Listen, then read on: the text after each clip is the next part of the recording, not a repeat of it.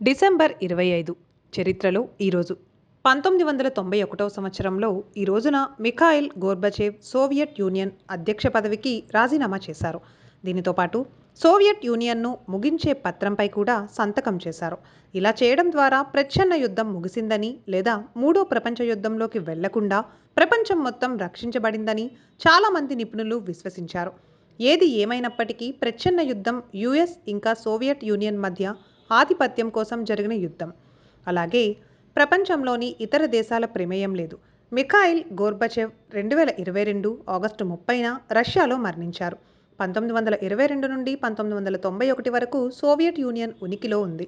Soviet union 15 దేశాలను కలిగి ఉంది. తరువాత దాని విచ్ఛిన్నం తర్వాత రష్యా 1991లో స్వతంత్ర దేశంగా మారింది.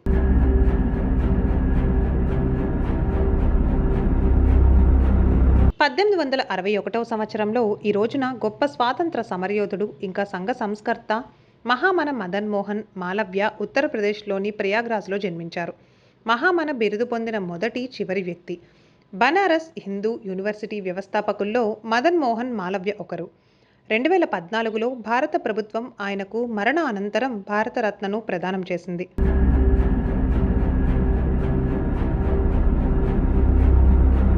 1924 సంవత్సరంలో ఈ రోజున దేశ మాజీ ప్రధాని అటల్ బిహారీ వాజ్పేయి మధ్యప్రదేశ్లోని గ్వాలియర్లో జన్మించారు.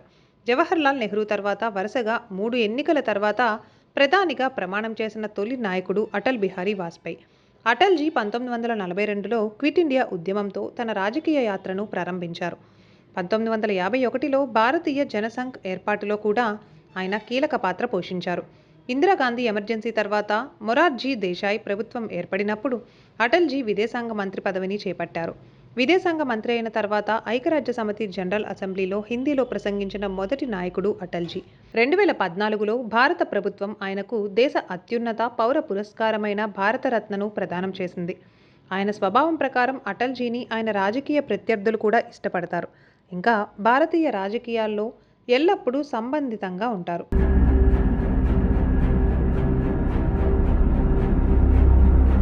1926 సంవత్సరంలో ఈ రోజున హిందీ సాహిత్యవేత్త, స్వాతంత్ర సమరయోధుడు ఇంకా పాత్రికేయుడు ధరంవీర్ భారతి ఉత్తరప్రదేశ్లోని ప్రయాగ్రాజ్లో జన్మించారు.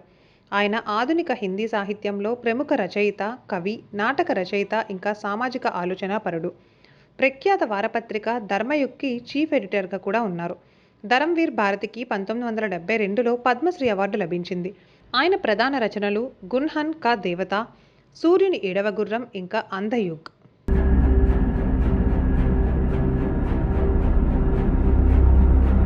1977 సంవత్సరంలో ఇదే రోజున ప్రముఖ హాలీవుడ్ సినీ నటుడు చార్లీ చాప్లిన్ స్విట్జర్లాండ్లో మరణించారు. ఆయన హాస్య నటుడిగా ఇంకా చిత్ర నిర్మాతగా తన వృత్తిని చేశారు. చార్లీ చాప్లిన్ తన జీవితాంతం ప్రజలను నవ్విస్తూనే ఉన్నాడు. జీవితం దగ్గర నుంచి చూస్తే విషాదంలా అనిపించినా దూరం నుంచి చూస్తే కామెడీలా కనిపిస్తుంది. ఈ పంక్తులు చార్లీ చాప్లిన్ రాసినవి. మూకీ సినిమా యుగంలో అత్యంత సృజనాత్మక అలాగే ప్రభావవంతమైన వ్యక్తులలో చార్లీ చాప్లిన్ ఒకరు. ఆయనే స్వయంగా తన చిత్రానికి నటించి, దర్శకత్వం వహించి, స్క్రిప్టు, నిర్మాత ఇంకా సంగీతం అందించారు. ఆయన ప్రతి రంగంలో నిష్ణాతుడు.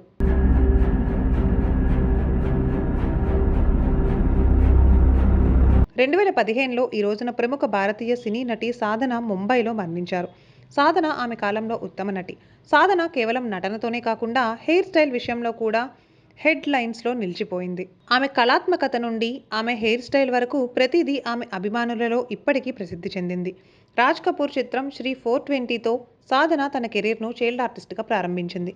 దీని తర్వాత 16 సంవత్సరాల వయసులో ఆమె సింధీ చిత్రం అబానాలో ప్రధాన పాత్రలో పనిచేశారు.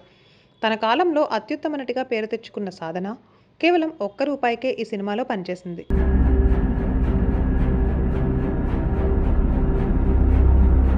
నేడు అటల్జీ జయంతి సందర్భంగా దేశంలో సుపరిపాలనా దినోత్సవాన్ని జరుపుకుంటున్నారు. 2014లో కేంద్ర ప్రభుత్వం ఈ దినోత్సవాన్ని జరుపుకోవాలని ప్రకటించింది. ఈ దినోత్సవాన్ని జరుపుకోవడం ఉద్దేశం పౌరులలో, ముఖ్యంగా దేశ భవిష్యత్తు అయిన యువతలో అవగాహన కల్పించడం. ఎందుకంటే ఈ ప్రభుత్వ బాధ్యతలు ఇంకా బాధ్యతల గురించి దేశ ప్రజలు తెలుసుకోవడం చాలా ముఖ్యం. తద్వారా ప్రభుత్వం జవాబుదారీగా ఉంటుంది. అలాగే నిజమైన అర్థంలో సుపరిపాలన అందించబడుతుంది.